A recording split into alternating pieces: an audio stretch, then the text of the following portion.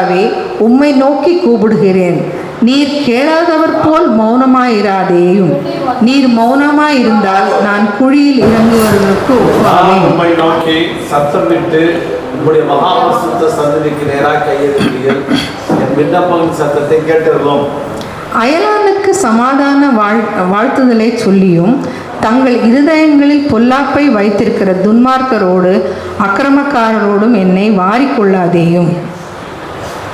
அவர்களுடைய கிரியைகளுக்கும் அவருடைய நடத்தைகளின் பொல்லாங்குக்கும் தக்கதாக அவர்களுக்கு செய்யும். அவர்கள் கைகளின் செய்கைக்கு தக்கதாக அவர்களுக்கு அழியும். அவர்களுக்கு சரிகட்டும். அவர்கள் கர்த்தருடைய செய்கைகளையும் அவர் கர்த்தரின் கிரியைகளையும் கவனியாதபடியால் அவர்களை இடித்து போடுவார், அவர்களை கட்டமாட்டார். கர்த்தருக்கு ஸ்தோத்திரம். அவர் என் விண்ணப்பங்களின் சத்தத்தை கேட்டார். கர்த்தர் என் பெலனும் என் கேடவுமாயிருக்கிறார். என் இருதயம் அவரை நம்பியிருக்கிறது. நான் சகாயம் பெற்றேன், ஆகையால் என் இருதயம் களி கூறுகிறது. என் பாட்டினால் அவரை துதிப்பேன். அவரே தாம் அபிஷேகம் பண்ணனுடைய எல்லாரும் சேர்ந்து வாசிப்போம். தேவரீர் உமது ஜனத்தை ரட்சித்து உமது சுதந்திரத்தை ஆசீர்வதியும். அவர்களை போஷித்து அவர்களை என்றென்றைக்கும் உயர்த்தியருளும்.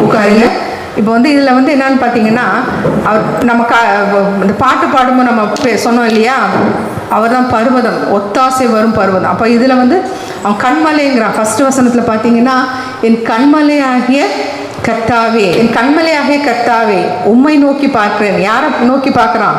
எனக்கு ஆண்டவர் தான் நோக்கி பார்க்குறான். நான் ஆண்டவர் எப்படி இருக்கார்? கண்மலையாக இருக்கிறாரு, பர்வதமாக இருக்கிறாரு, அப்படி இருக்கிறார். அப்போது அவர் அவன் கதறான், பதறான். நமக்கு ஹெல்ப் கொடுக்கறது அவர் தான். அப்போ அவர் சொல்கிறான், கேட்காதவர் போல் இருந்துடாதீங்க. ஐயோ, என்னோட பேச்சு நீங்கள் என்னோட நான் ப்ரேயர் பண்ணுறதை நீங்கள் கேட்காதவங்க போல் இருந்துடாதீங்க. நீங்கள் கேட்கலன்னா எனக்கு வேறு யாரும் இல்லை, வேறு யாரும் ஹெல்ப் இல்லை, நீங்கள் கேட்காம இருந்துடாதீங்க அப்படிங்கிறாரு. அதே மாதிரி என்ன பார்த்தீங்கன்னா, 3ஆவது வசனத்தை பார்த்தீங்கன்னா, இது நிறைய பேர் நம்ம நடைமுறை வாழ்க்கையில் பார்க்குறது.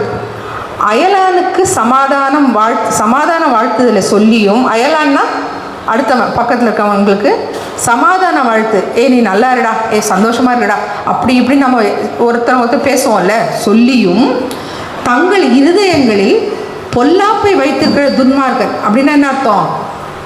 நல்லா இருப்பேன் அப்படின்னு சொல்லுவான், ஆனால் மனசுக்குள்ள என்ன வச்சுருப்பான்? பொல்லாப்பு, நாசமாக போட்டோம், இவெல்லாம் பாரு அப்படின்னு சொல்லிட்டு நிறைய பேர் உள்ள வஞ்சகம் வச்சுக்கிட்டே வெளியில் பேசுவாங்க. பார்த்தீங்களா? இப்போ உங்களை ஆளை பார்த்த உடனே என்ன சொல்லுவாங்க? ஐயோ, நீ ரொம்ப நல்லா இருக்கிற, உனக்கு நல்ல வேலை கிடைச்சிருச்சு, எனக்கு ரொம்ப சந்தோஷமாக இருக்குது, அப்படி இப்படின்னு சொல்லிட்டு வெளியில் சொல்லுவாங்க. ஆனால் உள்ளுக்குள்ளே என்ன வச்சுருப்பாங்க? இவனுக்கு போய் வேலை கிடச்சிருச்சே, இவன் போய் இவ்வளோ நல்லா ஆகிட்டானே, இவன் போய் ஒரு காரை வாங்கிட்டானே, இவன் போய் ஒரு பைக்கை வாங்கிட்டானே அப்படின்னு சொல்லிட்டு ஒரு வஞ்சகம் வச்சுருக்கான் ஆள். அவங்களெல்லாம் என்ன பண்ணுவாங்க? கர்த்தர் அவங்களுக்குன்னு என்ன பண்ணிச்சிருக்காங்க? ஒரு பனிஷ்மெண்ட் வச்சுருக்காரு. அப்போ இவன் பயப்படுறான். இவன் என்ன சொல்கிறான்? ஐயோ, அவங்களோட என்ன சேர்த்து வாரிக்கொள்ளாதீங்க, அந்த அக்கிரமக்காரங்களோடு என்னை வாரிக்கொள்ளாதீங்க. ஃபஸ்ட்டு பதறான். அந்த வசனத்தில் பார்த்தீங்கன்னா, முதல்ல ஐயோ என்னை விட்டுறாதீங்க, என்னோட ஜபத்தை நீங்கள் கேட்காம போயிட போகிறீங்க, இந்த மாதிரி மோசமான ஆட்களும் என்னை சேர்க்காம விட்டுற போகிறீங்க, அப்படி இப்படின்னு சொல்லிட்டு பயப்படுறான். ஆனால் அதுக்கப்புறம் பார்த்தீங்கன்னா, அதுக்கப்புறம் ஒரு தெம்பு வந்துச்சு. ஒரு இது படித்த உடனே அவனுக்கு என்ன புரியுது? கர்த்தருக்கு ஸ்தோத்திரம், அவர் என் விண்ணப்பத்தின் சத்தத்தை கேட்டார். கண்டிப்பாக ஆண்டவர் என்ன பண்ணுவார்? நம்மளோட ப்ரேயர்ஸை அவர் கண்டிப்பாக கேட்பார். ஃபஸ்ட்டு கொஞ்சம் பதட்டமாக அவன் பேசினாலும் அவனுக்கு தெரியும் ஆண்டவர் அவனை கைவிட போகிறது இல்லை. அப்போ நம்ம வாழ்க்கையிலையும் நம்ம ஒருவேளை நம்மளுக்கு ஒரு பதில் சரியாக கிடைக்கல அப்படின்னா, ஐயோ ஆண்டவர் என்னை கைவிட்டுட்டிங்களா? ஹிந்து இதிலெல்லாம் நிறைய பேசுவாங்க, நானும் பேசியிருக்கேன். கண்ணு இல்லையா, காது இல்லையா, மூக்கு இல்லையா, நான் இவ்வளோ கஷ்டப்படுறது உங்களுக்கு தெரியலையா, அப்படிலாம் நம்ம சொல்லுவோம்ல. அந்த மாதிரி இல்லாமல் நம்ம ஆண்டவர் எப்போவுமே நம் விண்ணப்பத்தை கேட்கிற தேவன். அப்போ அவன் சொல்கிறான், கர்த்தர் என் பெலன். நமக்கு யார் பெலன்? நம்ம ரொம்ப தோஞ்சு போகிற நேரத்தில், நொடிஞ்சு போகிற நேரத்தில் நமக்கு யார் நம்மளுக்கு ஸ்ட்ரென்த்து? கர்த்தர் என் பெலன், என் கேடகம்னா நமக்கு ஷீல்டு. அந்த சண்டைக்கு போகும்போதெல்லாம் பெரிய ஒரு இது வச்சுருப்பாங்க பார்த்தியா, நமக்கு எதிர வர இது நம்மளை தாக்கக்கூடாதுன்னு. அப்போ யார் நமக்கு முன்னாடி நிற்கிறா? ஆண்டவர் தான். அந்த மாதிரி நம்மளுக்கு எதுவுமே நம்ம பிரச்சனை நமக்கு அட்டாக் பண்ணக்கூடாதுன்னு ஆண்டவர் நம்மளுக்கு கேடகமாக இருக்கிறார். என் இருதயம் யாரை நம்பி இருக்கிறது?